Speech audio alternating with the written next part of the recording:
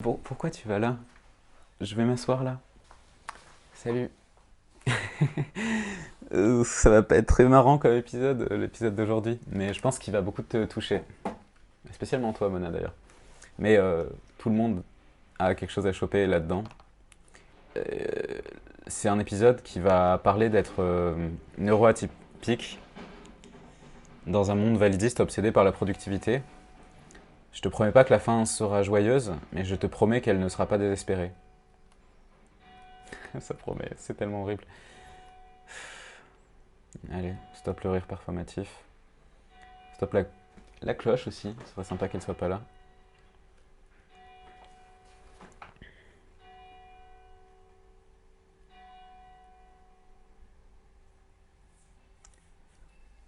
Aujourd'hui, je vais te parler de ce que ça fait d'être neuroatypique dans un monde validiste, obsédé par la productivité. Je ne te promets pas que la fin sera joyeuse, mais je te promets qu'elle ne sera pas désespérée.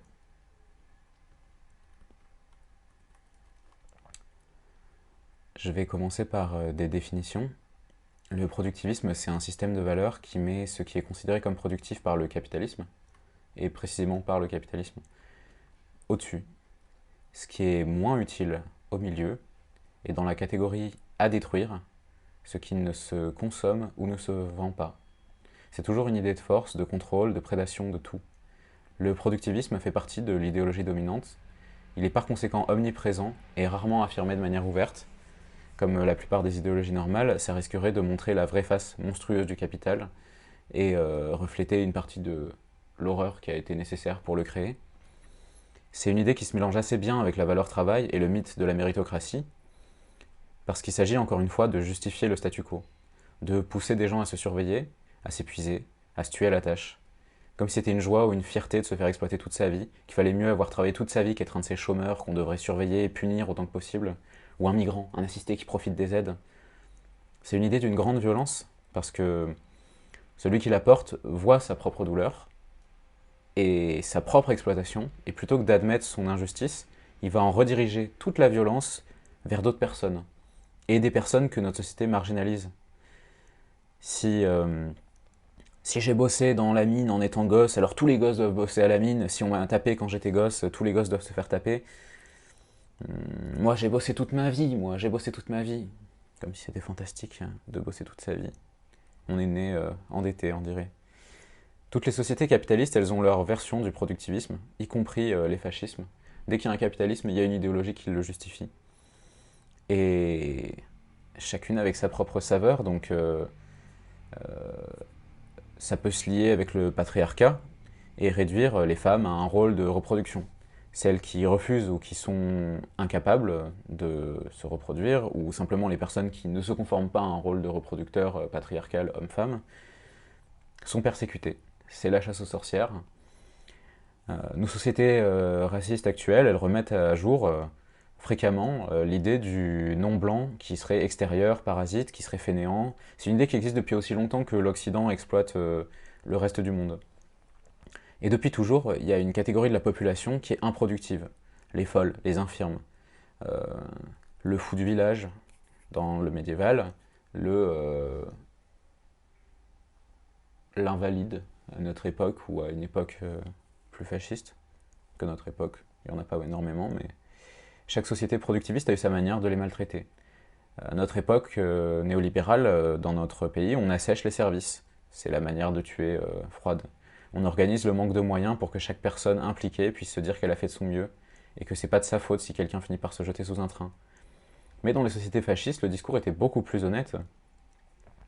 On s'auto-définissait par la guerre et civilisation occidentale, race blanche, ce que tu veux, dans l'Allemagne nazie. Ce qui rentrait pas dans ce moule devait être mis à mort. Un certain Asperger crée ainsi la distinction entre l'autiste exploitable et celui qui doit être mis à mort. Celui qu'on utilisera et qu'on stérilisera parce qu'il faut quand même protéger nos gènes, et celui dont on fera de l'engrais. Euh, c'est essentiellement ça, le validisme. Et les idées de contrôle des gènes et des corps pour produire un être humain idéal dans un espèce de moule à être humain. Et toutes les sociétés productivistes sont mouillées là-dedans. Euh, c'est ce qui nous amène au sujet du formatage de l'éducation. On reparlera d'eugénisme dans une autre vidéo qui va être assez grosse, mais c'est une idée qui est à l'origine et justifie les plus grandes horreurs actuelles et historiques, et qui est encore en actualité, encore utilisée et déployée aujourd'hui. Je vais maintenant parler de ma vie et de mon enfance. Mon enfance joyeuse a pris fin après mes 7 ans. Mon frère et ma sœur étaient partis à Grenoble, pour le lycée d'abord et ensuite pour faire des trucs d'anarchiste. Euh, mon grand-père est mort et mon meilleur ami a décidé qu'on ne serait plus amis. Je pleurais tout le temps de voir les gens autour de moi devenir méchants comme les grands. Je rentrais mal dans le moule et la presse me pinçait les doigts. Chez les profs, le problème c'est que j'écrivais lentement et mal. J'ai lu avant tout le monde. J'étais la première pour lire et la dernière pour écrire. J'ai avancé dans les classes, on m'a envoyé chez l'ophtalmo, 20 sur 20 dans les yeux. L'orthophoniste, aucun souci de coordination. Chez la graphothérapeute, j'apprends à écrire lisiblement, aux dépens de douleur. Et ça me prend beaucoup de temps. Quand j'arrête les séances, mon écriture, elle reprend sa forme foireuse et les cours sont devenus encore plus longs. L'écriture devient encore pire qu'avant. On me disait de faire des efforts. Une prof a refait un signe que j'avais écrit au tableau pour demander aux enfants de dire quelle lettre c'était. Et un des gamins intelligents a répondu que ça ressemblait à un J ou un F. C'était un G. Une classe après, c'est mon cahier qu'on montre, comme mauvais exemple. C'est sale, ne faites pas ça. Mais il faut pas se moquer, hein. Toujours froid, la violence. Les gamins se moquent pas. J'en ai de mon côté, des mecs qui peuvent rester potes avec moi, même si je pleure, même si je suis pas comme eux. Parce qu'on a tous notre manière de pas rentrer dans le moule. Et cette même prof, elle nous avait sorti Angélique. Prions le saint capitalisme, parce qu'en étant sage, on devient amis. C'est en travaillant ensemble que je suis devenu ami avec quelqu'un. La vérité, c'est qu'en fait, elle m'a foutu devant parce que j'étais lente et chiante. Elle a foutu un pote à moi, un peu bruyant, devant. On a bavardé et on est devenus amis. Bavarder, c'est... En fait, la vérité, c'est qu'on devient amis en communiquant. Mais l'amitié, ça doit être productif, ça doit être du travail. Hein. Sinon, c'est négatif, c'est du bavardage. Je crois que j'aurais vraiment eu besoin que quelqu'un bavarde de mes émotions avec moi, au moins une fois sur ces 10 ans. Mais au moins, j'étais pas complètement seul quand j'étais avec des gamins de mon âge. Et ce gamin avec qui j'étais, il n'avait pas besoin de porter de masque. Il n'avait rien à cacher. Des fois, il y avait des gosses qui venaient le charrier avec leur voix de corneille que si tu fais quelque chose, je vais le dire à ta mère. Hein. Parce que sa mère était prof. Alors il leur cassait la gueule. Et ensuite, il allait se dénoncer lui-même, comme un nanar qui pose des bombes. Il était radicalement honnête. Mais moi, j'avais tellement de masques, j'avais tellement peur tout le temps, j'étais tellement seul que j'étais personne. Devant mes parents, j'avais le masque de machin sage, euh, soucieuse devant les profs. Et à force d'être maltraité par les gamins autour de moi quand je pleurais, j'ai appris à porter le masque de la cruauté pour m'intégrer chez les mecs. Si je rentrais dans le moule, ça serait à ce prix-là, celui d'être le plus gros crevard du monde. J'ai fini par être diagnostiqué dysgraphique, au potentiel intellectuel et tendance dépressive. C'était tellement classe pour mes parents que je sois au potentiel intellectuel et pour moi tellement calmant de savoir que c'était pas ma faute, que j'écrivais mal, qu'on a oublié de parler de dépression, tellement c'était pas faute d'essayer pourtant. J'ai fini par avoir un ordi. C'était pas celui-là, hein, j'en ai pété plein entre temps. Et les mêmes profs qui me disaient de faire des efforts me disaient fais des efforts, fais des efforts, fais des efforts. Me disaient maintenant, ils me soupçonnaient de tricher. Comme si un gamin avait besoin d'un ordi pour ça. On a commencé à me voir comme un bon élève. Mes cours étaient toujours aussi bordéliques. Mais j'avais bonne mémoire à l'époque, donc je retenais les cours sans travailler. Et j'ai tenu jusqu'au lycée comme ça. Mais un truc que je précise pas sur l'ordi, c'est qu'il y avait une menace constante que si je me fasse choper en train de tricher, on me le retire. T'imagines? Genre, ouais, si tu ramènes des bonbons dans ton fauteuil roulant, bah tu devrais venir en rampant, tu sais. Enfin bref. En seconde, j'étais sur le dossier des handis, je crois. Et donc au lieu de m'envoyer dans le lycée où j'avais quelques personnes que je connaissais et quelques potes, on m'a envoyé dans un lycée où je connaissais personne, où il n'y avait rien à faire. Il n'y avait rien à y faire, j'ai vu personne et comme chaque année, j'ai dû expliquer que j'utiliserais un ordi. Mais dans ce lycée de la zone où tout le monde était dépressif, J'imagine qu'ils ont facilement pu faire abstraction de ma souffrance et qu'ils ont vu un gamin avec un niveau au-dessus de la moyenne, qui parle anglais, sûrement par un talent colossal et une charge de travail énorme, et pas parce que je regardais des trucs super cons sur internet et que j'avais craqué Minecraft. Mais j'étais passé du côté des handicapés utiles, ceux que le système scolaire admire et utilise comme exemple. Mais moi, je voulais pas être devant les gens, je voulais pas non plus être derrière, je voulais, je voulais juste des amis. Euh, En fait, je pouvais pas supporter. Ça me foutait la mort en fait qu'on me foute devant, qu'on m'utilise comme exemple, parce que je pouvais pas supporter l'idée que ma valeur soit décidée par des gens qui se foutaient de ce que je traversais. J'avais besoin d'exprimer mes émotions, j'avais toujours pas les mots, ça faisait des années que j'avais pas les mots, mais on voulait m'utiliser pour remonter le chiffre, me dire que j'étais une personne ressource parce que regarde, t'as des facilités. Euh, et si on m'utilisait pour rabaisser des gens avec qui j'aurais voulu être ami,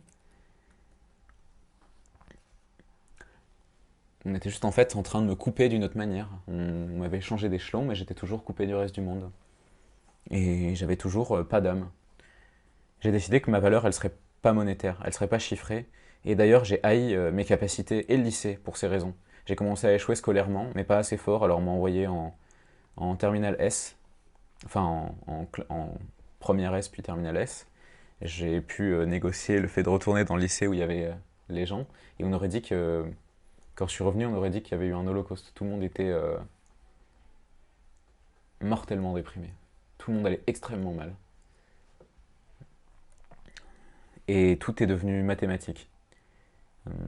Au moment où je saturais des chiffres, euh, toutes les classes, même celles qui m'intéressaient vaguement, sont devenues mathématiques. Et le petit homme, futur ingénieur qui partait au lycée, le PC sous le bras et la mort dans l'âme, avait des idées suicidaires plus fortes que jamais. Et sur les bulletins, que j'ai dû retaper plusieurs fois parce que quand tu es sur le dossier des Andis, ils sont parfois mal sauvegardés, ce qui fait que Parcoursup m'a demandé de retaper toutes mes appréciations avec mon dead name et la fausse compassion dessus à plusieurs reprises. Donc j'ai dû retaper plusieurs fois que Necronyme a du potentiel, que je pourrais avoir de super notes, mais jamais que j'allais mal ou que je pourrais être heureuse, que je manquais de motivation. Il faut faire des efforts, il faut faire des efforts, il faut faire des efforts, il faut faire des efforts. J'avais tellement envie de disparaître, j'étais tellement loin du reste, de la classe de S et de ces robots lisses et heureux de leur future carrière d'engrenage en titane dans la machine à massacre, que je connaissais le nom d'environ 5 personnes à la fin de l'année, parce que j'avais aperçu leur humanité en dehors des cours. Puis j'ai raté mes études et j'ai commencé ma transition. Ma mère est rigide comme moi, donc dans ma famille, quand je pleurais, elle cherchait une explication, un truc à faire. Elle me parlait de bactéries dans mon estomac, de rapport à la lumière du soleil. Et puis des fois, il fallait aller chez la psy. Mais quand t'es aussi tordu que ça face au moule, le psy, ça sonne comme on va te mettre dans un four et on va te faire fondre jusqu'à ce que tu aies la bonne forme. Mais il y avait un truc en moi qui pleurait qu'on lui impose une forme. Dans ma famille, mon père, il traitait les gens d'inutiles. Je pense pas qu'il l'assume, mais il vivait par le travail. La machine productive l'a avalé, et lui, il l'a avalé aussi. Il a toujours eu l'air malheureux qu'aucun de ses enfants ne s'y consacre, ne devienne quelqu'un ou quelque chose de productif. Mon frère a pas fini les beaux-arts, même s'il est super fort. En fait, c'est un génie, c'est plus que moi. Et il a touché énormément de choses. Quand je sais pas faire un truc, je lui demande. Mais je crois que lui aussi aimerait qu'on ne le ramène pas à ce qu'il peut faire de rentable pour lui donner de la valeur. Parce qu'on ne peut pas dire je t'aime avec un chiffre ou un billet. Mais c'est la première personne de ma famille à qui j'ai dit que j'étais trans. Et quand il me l'a dit, quand je lui ai dit, il m'a dit qu'il était emmerdé parce que son autre sœur était déjà vachement chiante. Non, elle est géniale, ma sœur. Et ça m'a fait mourir de rire. Il a fait deux, trois autres blagues de daron et puis c'était acquis que j'étais une meuf. D'aussi loin que je me souvienne, ça a toujours été quelqu'un de bien comme ça. Quelqu'un qui souffre de ne pas rentrer dans le moule du productivisme. J'ai perdu beaucoup de santé mentale quand j'ai fui la relation dans laquelle j'étais au début de l'année. Et à partir de là, faire semblant, c'est devenu quasiment impossible. Quand je devais le faire pour le boulot, ça me donnait des crises, des pleurs, de la colère incommensurables. Je peux plus être forte ou dans le calcul et le pouvoir. J'en suis physiquement incapable. Mon corps s'arrête de fonctionner, j'arrive plus à me concentrer, j'arrive plus à penser quand je marche comme ça. Je sais que je peux être grande et puissante. Je sais que je peux m'exprimer et dire des choses qui ont un sens. Que je dois m'exprimer comme je le fais, sinon je deviens dingue. Je hurle, je me détraque comme une machine qui s'emballe. Et je peux pas parler bien sur commande. Mes talents, c'est pas du potentiel productif. C'est juste les marques d'une personne trop seule pour être humaine parce que j'ai été assez seule pour oublier comment le faire et que pour compenser, j'ai appris à faire semblant. Mais ça me demandait des efforts comme pour écrire droit. J'étais tellement seul que je courais après l'approbation, même d'un prof, d'un parent ou d'un médecin. Mais ma douleur était vraie avant qu'un médecin la reconnaisse, tout comme ma transidentité. Et mes troubles. C'était tellement facile de rentrer dans ma tête. Mais le prochain qui va tenter ça, le prochain qui veut que je devienne un robot efficace pour lui, je vais lui tourner Terminator sur sa gueule. Parce que je suis peut-être pas un être humain, mais ça vous donne pas le droit de faire de moi votre objet. Plutôt que de vénérer la machine à massacre et son battement de cœur d'engrenage, sa vie rythmée entre le travail, le sommeil et le sport, la consommation pour que la machine tourne, son obsession pour la valeur travail, sa haine des pauvres qui passe de bouche en bouche jusqu'à atteindre les rebelles anarchistes qui dessinent les rêves, plutôt que de sacrifier ta santé, ton sommeil et tes espoirs à cette machine vivante, cette machine à viande, aime-toi, parce que ta valeur n'est pas monétaire. Tu n'es pas une marchandise, tu es une personne, tu es quelqu'un qui ressent la joie et la douleur d'une manière unique et qui peut partager ça avec d'autres personnes uniques d'une manière unique. Tu n'es pas né pour travailler jusqu'à ta mort. Puis plutôt, il va falloir que tu te casses de là. Tu n'es pas né pour travailler jusqu'à ta mort comme un engrenage malheureux. Tu n'es pas le membre d'une équipe productive qui réside dans l'appartement diplômé du moule à humain. Tu es un animal, un être vivant. Tu existes ici et maintenant, et chaque seconde d'enfermement est un crime.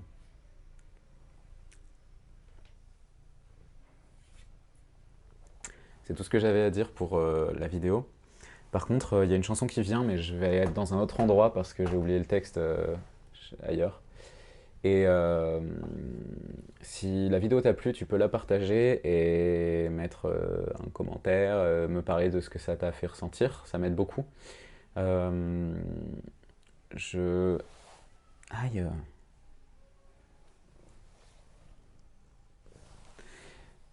Bref, c'est bon pour le moment. Ou si j'oublie des trucs, je le dirai dans la partie où je chanterai.